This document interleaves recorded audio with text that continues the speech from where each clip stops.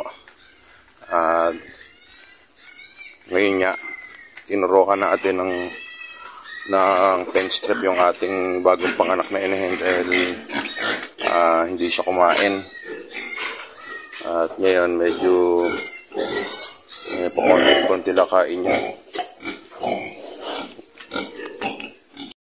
Ito mga kabrad yung ating nung naturukan natin siya. Pero naturukan na natin ito mga kabrad ng pen strip. Ayun yan, hindi siya kumain ngayon. Kaya ayun, naturukan natin. Pero kahit paano naman, ayun, nagpapadede siya. At malalakas yung ating biig.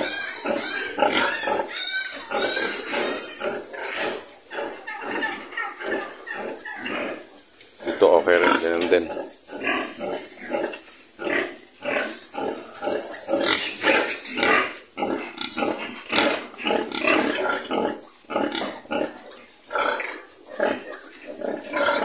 Ano yun, Red? Sa pagkakain doon.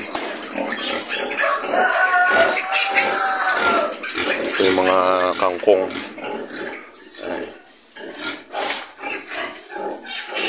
Yan ang gusto na itong ating inahin. Yan yung kuha galing pa rin sa palengke mga kabrad na nakuha natin. Yung kangkong na yan. Ito naman nito siguro by Sunday. Magkakapon tayo dito mga kabrad. Yan.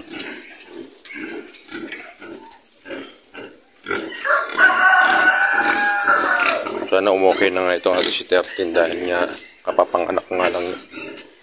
Tapos mga kabrad, meron tayo ditong napisana naman na yun nga yung ating nakaraang manok na ay sinasabi kong paborito kong manok. Nakapisana siya. Parang 10 na sisiw.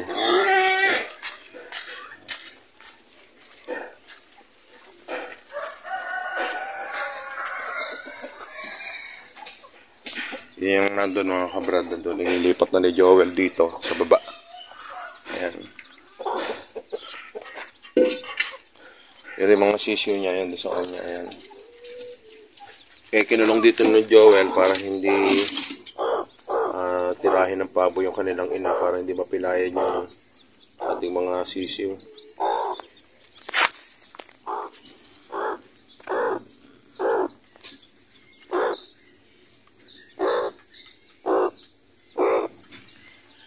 Meron siya mga 10 yan.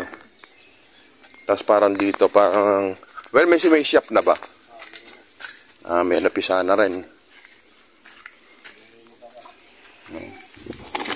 Yun, meron na nga, well, ayun.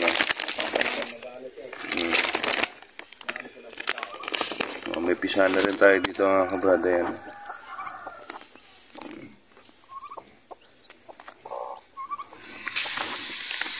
Ayan, pisa na.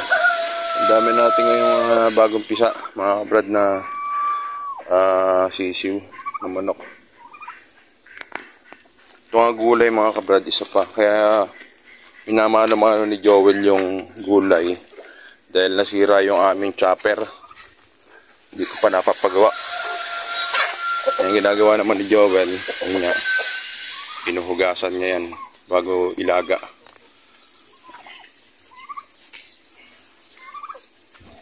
So, tingnan rin dito natin mga kabrad.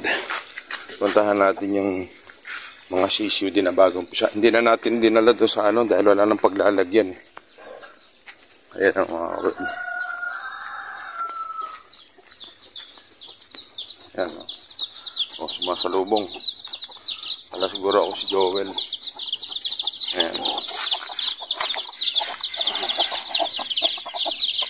Ang dami mga kabrad. Ayan. Dami nating sisiw.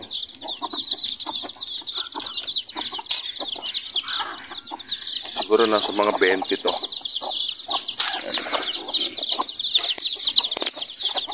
Mga 20 tayo halos dito ng mga sisiw. Ayan. Kaya lang ito, inahin ito dito dalawa. Tapos ito pinag-iiwanan natin ng isa. Ayan. Ito yung isang darag natin. Ayan, Brad. Nakapisa na rin pala siya. Saka ito naman pala mga kabrad yung ating mga bibe. Kinulong na natin to dahil merong nagsabog tanim. Hindi pwede nakakawala ito. Pero ito, inaano na nga natin to para maibenta. Yung ating mga bibe na to. Inaantay lang natin dito mga kabrad yung buyer para maano natin, maibenta. Tapos meron pa rin tayo dito na umahalimhim din mga kabrad. Yan.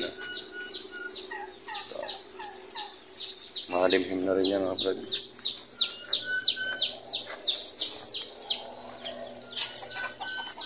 Pakarami natin yung mga kabrad na ano, nasisiw. Yung nandun mga kabrad, yun yung napisa na. Yun nandun niya yung darag. At yung ating pabo din, nag-umpisa na siyang maghalimhim. Ilang araw na siya, Well? Pangatlong araw. Pangatlong araw na siyang nakaupo rito yung ating, ayan, ating pabo.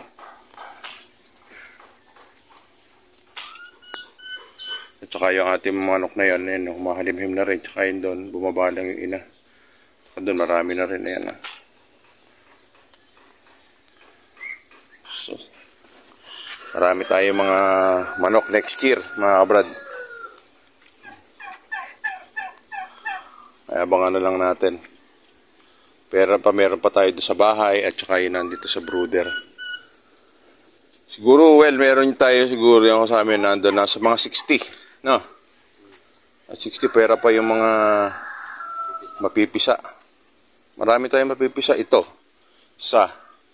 Yun nandun. Dalawa. Yun nandito. Tatlo. Nasa ibaba pa ng yero. Dalawa yun.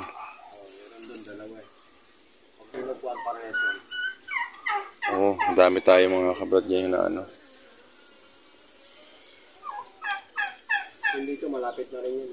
O yun nandiyan sa tabi nung napisa, no? O yun. Ayan mga kabrad. O, doon din pala mga kabrad sa kabila sa Chico ba? Sa kabilang lote, meron din pala tayong ano doon. Tsaka tingnan nyo naman mga kabrad yung ating magiging inahin. Ayan ah. Magaganda ng inahin natin yan.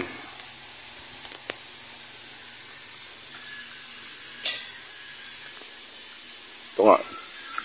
Lumabas na yung isang sisiw eh. Ayan, pumasok na lang ulit. Ito ang inintay ko naman na sa susunod. Ito naman yung mangitlog at makapagpipisa tayo na itong plymouth na to.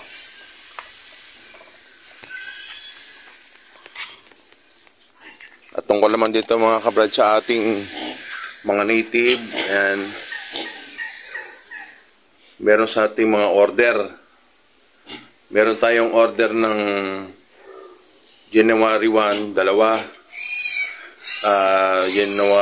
December 31, meron tayong order na dalawa din. At December 30, meron tayong dalawa. Bali, may 6. May 6 na order tayo mga kabrad. Itong magtatapos ang taon na to. At saka sa uno. Kaya kahit pa na maganda-ganda yung ano natin. Dahil naubos na yung ating mga native na pambenta talaga na lechon. At yun naman, nabenta na natin yung puro palechon, hindi yung ano. Meron tayo nabentang 2 piraso na buhay. Magalaw na big niya.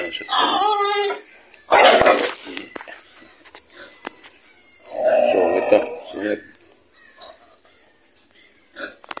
Mga kabrad, 3 na lang yung ating bentahan dito at ito naman yung ating gagawing inahin. Yan. Yung 2 na to. Ito. Kaya yung 3 na yan, meron ng ano na yan, nakakontrata na yan mga kabrad. Kaya sakto lang nakaubos tayo ngayon ng paglitsyon para dun sa pangkonsumo natin dito sa ating mini farm. Tapos yung hindi pa natin naharap din yung sa mga manok natin.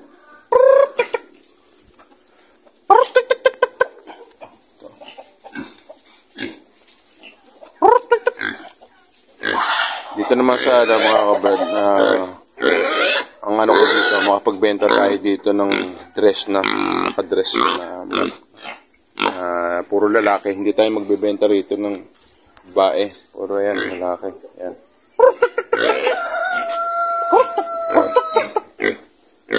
Ay, isa tumatakbo. Empang, matataba ito mga kabrad. Isa to siguro nasa mga 2 kilo pa 3 kilo na yung, yan, yung isa na yan. Kasi meron tayong tinimbang dito, 2 kalahati. Yun mga kabrad ang kinainaman pag nakakross tayo. Hindi siya purong native. Ha? Parang wala pinagkaiba dito sa mga native pig natin. Dahil ito mga cross na, kaya ganyang kalalaki yung ating mga baboy ngayon. By next year, ayun, mas malalaki pa yung magiging ating native na baboy. Kaya mas maganda, mas mabilis ang paglaki, mas kahit paano mas maganda ang kita. Kaya ngayon yung ating mga lechone na ubos na, pero naman tayong batch sa pang susunod natin. Ang ginagawa natin mga kabrad din yan, chinechempo natin yung ganitong season talaga na nakaprepare tayo. Kaya saktong-sakto lang, meron tayong mga nganak, meron tayong lumalaki, at meron tayong pambenta. Ayan. Magkakaabot-abot na nun yung ating mga pangkonsumo sa ating mini farm. So ayan muli mga kabrad, at maraming pong salamat sa ating lahat. God bless po.